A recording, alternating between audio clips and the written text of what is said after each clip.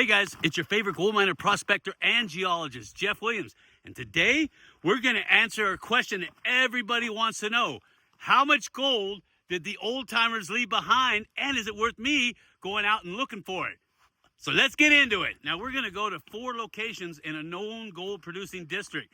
And we're going to sample those areas. Ooh, look at the size of that monker. Holy cow, you know it took a lot of water pressure to move that thing. Ooh, look at this guy. Look at this guy. See that big old fat bug? And you see all those small terminated crystals in there? Oh, this is beautiful. You can tell this is from hydrothermal deposition. And you can see all the banding going on around it, especially when you're in epithermal zones. Ooh, look at this. Somebody's been digging real good. Yeah. All right, so I'm gonna pull samples from here and here. And maybe over here. Now, we have a lot of friends in the prospecting business that do this on a regular basis, and they live off of this. And of course, they're always sending in me pics and stories of what they're finding. And these guys are finding 5+ ounce nuggets all the time. Now, I'm not going to tell you where, and they didn't want me to reveal their names, obviously, but they did send in pics. And not only that, but I've got friends in the hard rock business who also pull out multi-ounces every single day out of their mines. Of course, they're not gonna make YouTube videos about it. Come on, don't be foolish, because they know that that's just gonna invite all kinds of trouble. But my point is, it is there. And I know you're saying, Jeff, I'm not a seasoned pro. How am I supposed to do that? It's really simple, and I'm gonna show you how here in this video. Look at this monker. Oh yeah, baby. Nice. This is what I'm talking about. You find one of these pockets, especially these old tertiary gravels, you see the red right up in there, right down in there, and then you vac pack everything out right here. And by doing so, you get every speck of gold. Now, the way that you find pockets like this is you do your research. Remember, I always say research is always the key. You find known gold producing districts, and you go out and you start prospecting. And what does prospecting mean? That means sampling. So you get out in the field, and that's either you're going to punch holes in the ground, or you're going to Melitech, dry wash, dredge, high banker, whatever it is that your state allows. And you're going to get out there and you're going to start prospecting, and you're going to write down everything you find. Now, the cool thing is when you get out to these locations, you're going to see where other people have done just that. And when you've done your research, you can get out there and you can start finding places just like this. And it'll be obvious because you can see where the old timers were digging, and possibly people who were digging during the Great Depression in the 1930s, because those guys had to find gold or they die. If you follow in their footsteps, you're going to find gold. You can see that zone right there. See it? That red zone? And anything sitting down there on the bedrock, that's where I would focus. So we're going to pull a sample from that and see what kind of gold is actually coming out of something like this. So I'm going to check out this zone here. See the iron in there? Look at that. And this too. See the iron in that? Nice. And then we'll run that through a 20 mesh classifier. It's always important to classify. If you bring all the material with you, you're just wasting space and time. And it's going to make panning that at the end a lot easier. Because remember the golden rule. If everything is the same size in the pan, gold will win every time. I'm going to classify this material as I sample. And that's what you should be doing too. Classify. And I like to run everything through about a 20 mesh screen. That's 20 little spaces per linear inch. Now I want you to take a look at this ironstone I found. Do you see the size of this thing? Isn't that remarkable? Look at that. That's just one big chunk of iron. When you see ironstone this big in a placer mining district, that is always a good sign. Just look at all the overburden you got to go through to get down to the pay layers. You see what I mean? It's going to take a lot of work, but it can be well worth it. Oh, that's good looking material. Nice and red. See this pocket down here? Nice. And I'll just dig and everything will fall into that. Yeah, Yeah. Nice. Nice. That is nice material. Yeah, I'll just fill this up and then classify into my bucket. Who needs a gym? Just be a gold miner.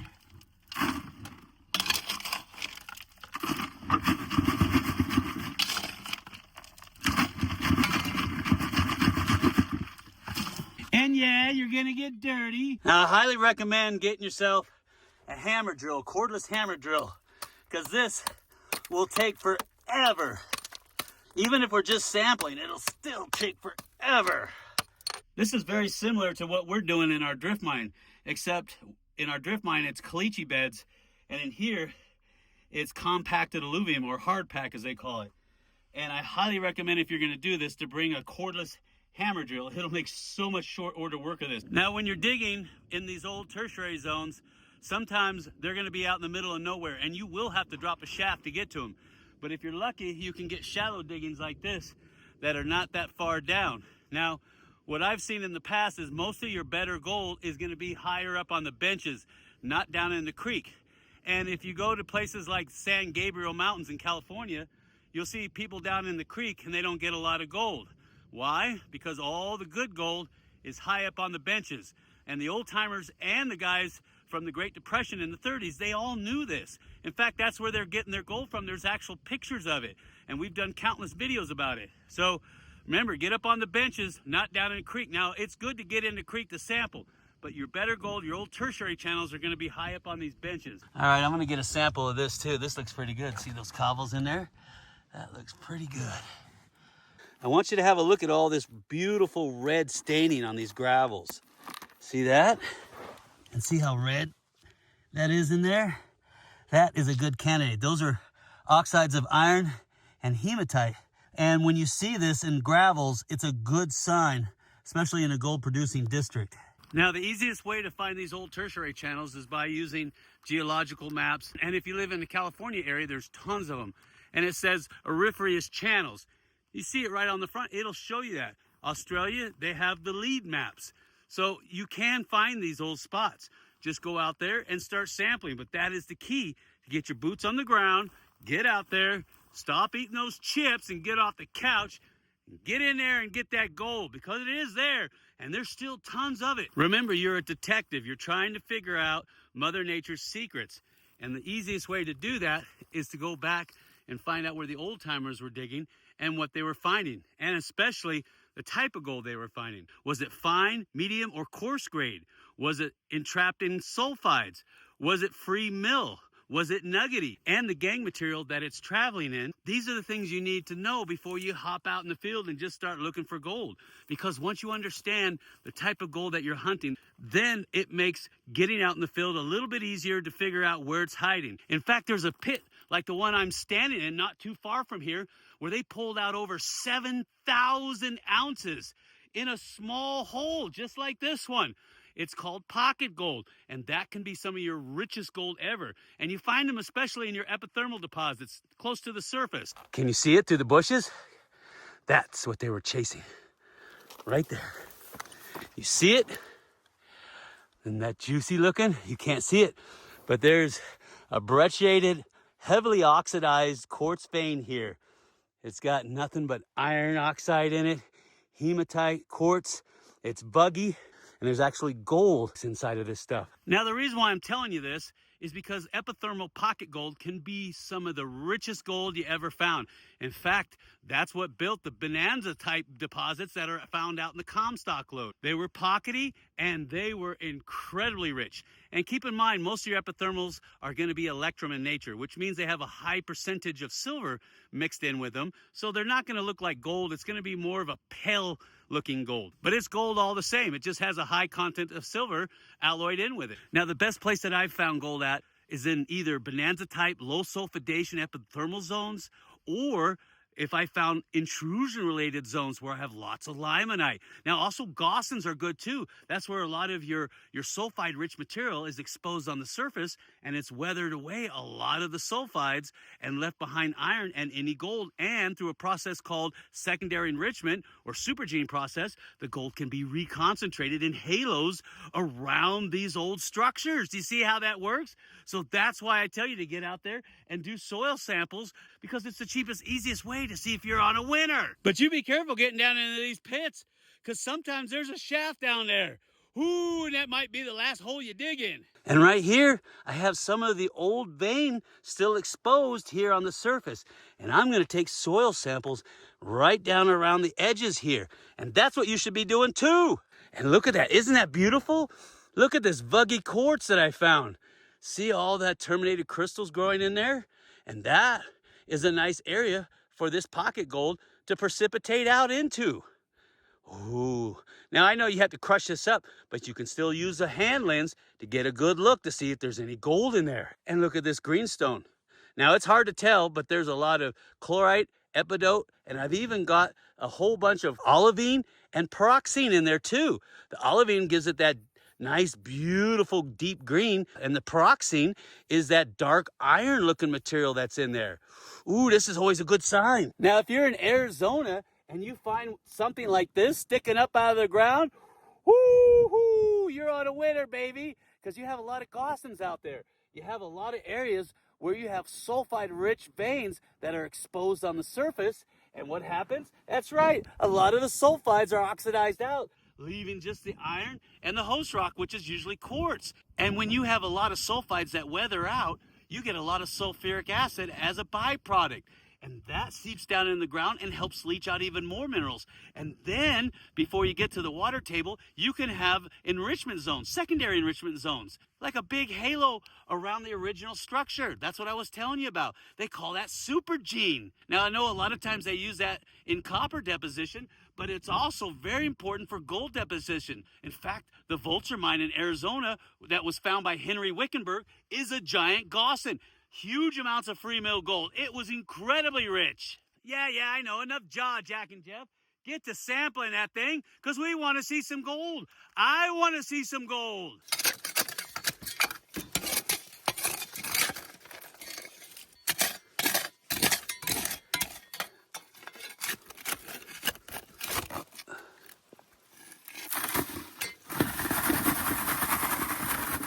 Also, look for their high-grade piles. That's an easy win, because all you have to do is dig up the high grade, classify it, and then pan it out. Look at this, how rusty orange it is. This is perfect. The redder, the better. Isn't that good looking stuff? Yeah, I'd be sampling this. Oh man, I got mines all over the place. Could you imagine actually stumbling upon another high-rich pocket out here with 7,000 ounces just sitting there waiting for you? Woo-hoo! Yeah, baby! And look at this. I've been poking around. And look at that munker. You never know what you're going to find out here. I don't even know what's in it. I'm going to open this thing up if I can. Hold on while I whip this out.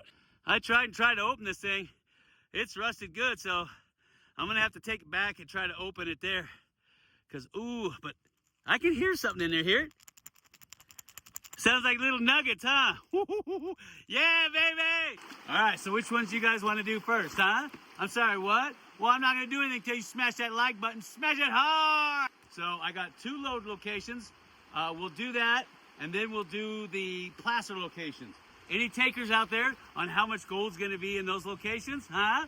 Leave your comment down below. Don't cheat now, and we'll see if you're accurate. All right, here we go. Chicken wow, yeah, you're going to get wet. All right, can't remember. Let me see. 3 or 4. Ooh, one's redder than the other. All right, we'll do bucket 3, and we'll see if you can remember where bucket 3 came from. All right, here we go. Ooh, wow, that's heavy. And orange. Ooh, it looks like turmeric, doesn't it? For any of you guys out there that like Indian food. All right, here we go.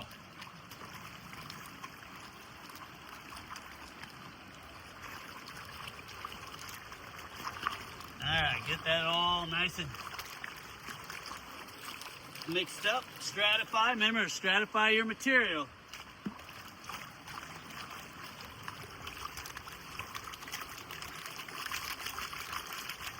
Tilt that baby forward. Gently. Bring it back in the pan. Swirl. You're stratifying that material. Remember, you want all those heavies to drop to the bottom. Then you're going to shake, shake, shake. Shake that booty. That's for good luck.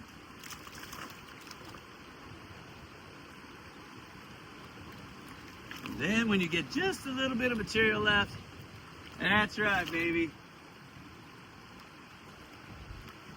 You do what's called the Alabama bump, if I don't fall down. which is going to force all the heavies to the front when you tap it and you tilt it. See that? Then you're going to rock it, and then you're going to do the Williams wiggle, just like that. And then, since we're working with Lode Gold, you take your hand lens and you inspect. Oh, wow. Oh my gosh. I've got like 100 little pieces of gold. That's incredible. Let's see if I can get those all consolidated. Yeah. I know, right? Oh, wait, I think I had too much to drink tonight. Give me this bottle. I'll tell you when I've had enough. So, all right, let's try to consolidate that. Yeah, there's like 100 little pieces of gold in there. That's cool. Now, I'll show you what I got. I don't think you're going to be able to see it, but there's little tiny, tiny pieces of gold all up along the top. And like I said, it's really hard. I should have brought one of my microscopes or magnifiers. So what does this tell me? Well, this tells me that this is the stuff, because I remember this material right here. This is the stuff that came from the mine dump. And if there's that much fine little gold in the mine dump, imagine if you were to run a dry washer on that stuff, I don't know, maybe 6 hours, 8 hours, and then collect it all up and concentrate it. That would be worth it right there, all by itself. So that tells me the mine dump has got gold in it, and that tells me to tell you it's definitely worth it. Now, the other one is coming from the vein. Remember the vein material that we sampled? We took a soil sample around the vein. We're gonna check that next. I know, just keep your pants on. But sampling, you have to be methodical. I know it's boring, and you wanna see a nugget the size of my fist, but this is how it's done. Remember, you're playing a detective. You have to figure out the clues.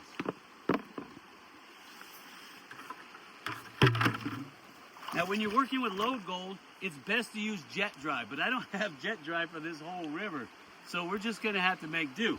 But for you guys out there at home, for your pan and tubs, put a few squirts of jet dry in there. It'll break the surface tension of the water, and then that way, the little super fine gold won't float. And yes, super fine gold will float like a mosquito on the water. All right, this is from the vein material. All right, knead it all up. Get those clumps out of there. Stratify. Get that water dirty. Gently pan it out. Bring it back in. Swirl. Shake the side to side. Watch the sticks. Again.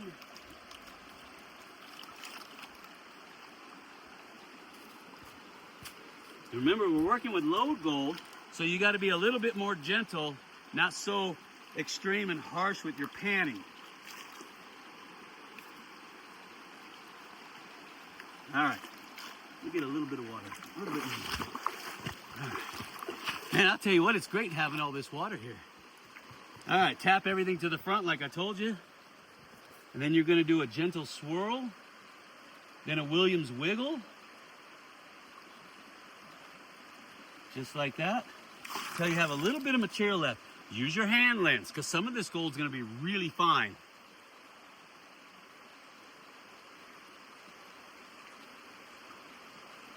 One little tiny piece. I would have figured more. So we're getting more gold out of the mine dump than we are off of that vein. And that doesn't surprise me too much, because think about it. If that vein structure had any kind of gold in it, the old timers would have tore it apart. I guarantee it. This is from sample number 1. Remember where that came from? Yeah, that's what I thought. Oh, that stuff looks good too. Nice and red. You see that? All right, let's see if I can get over here. Get over here. All right. Knead it like you're making bread. Get those clumps all chewed up.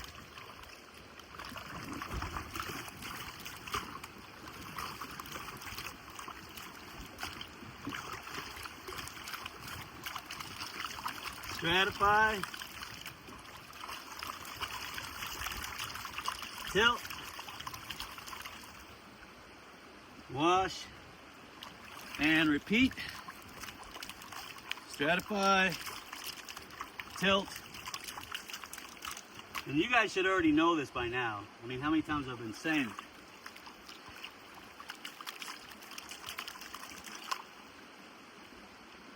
Alright, a little bit more.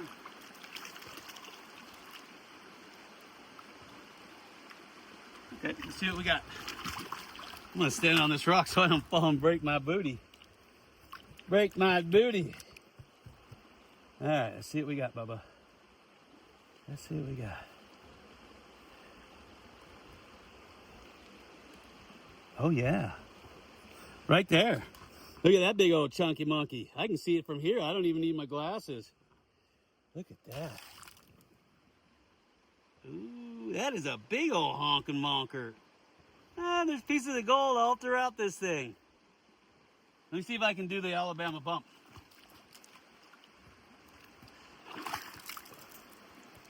Yeah, I told you, but you wouldn't listen. All right. Shake, shake, shake. Oh, wow. That's a lot of gold. Look at that. Now that don't get your blood pumping, nothing will. Ooh. Huh? I'm sorry, what? Who's crazy now? Oh, that's good looking stuff right there. Oh yeah. Man, there must be like 50 good sized pizzas in there. Pizzas? Pieces. Got me all kaboomerated. That is nice. Look at that. Now, you got to bring yourself a snuffer bottle, not a sniffer bottle, a snuffer bottle. And the reason why is because when you start finding gold like this, you got to suck it up, and then you're going to put that in its own individual vial, and then that way you number that vial and you keep records of the gold. So if you need to go back and examine the gold that you're getting from any location, you have a sample of it in a vial on hand, so you can go back and examine it under a microscope, or if you just need to look at it again to see the common size of the gold that you're getting. Because trust me, when you've been sampling for so many years, you forget. You start to forget what this stuff looks like. You're like, I think it was chunky, but it might have had iron with it. I can't remember. Keep samples. And make sure your vials are plastic, not glass. So many times I went to get a vial and it dropped on the floor and boop, all my gold is all over the place. So plastic vials. So back to the original question. How much gold did the old timers leave behind, and is it worth you going out there and hunting it?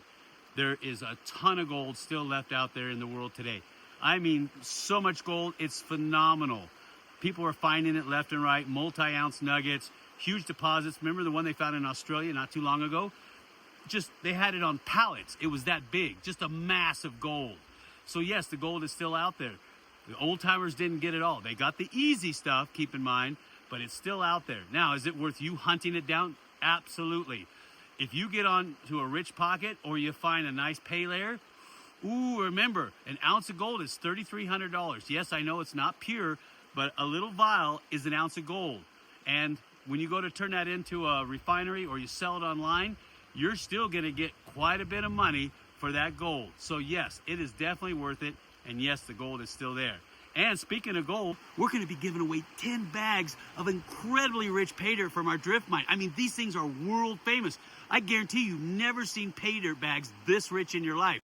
And each bag of pay dirt comes with a 1 ounce silver bar. Not only that, we're giving away a brand new Gold Monster 1000 metal detector as well. And this month only, we're giving away a huge bag. It's got to weigh 20 pounds of pay dirt and 2 monster nuggets to go with it. So if there was ever a chance for you to sign up to be a premium patron, this is the time. I'm telling you. And if you want to sign up, just look for the little icon at the end of the video that looks like that. Click on it, make a $10 pledge, and you instantly qualify to get your hands on all of that stuff. And I'll see you on the next video.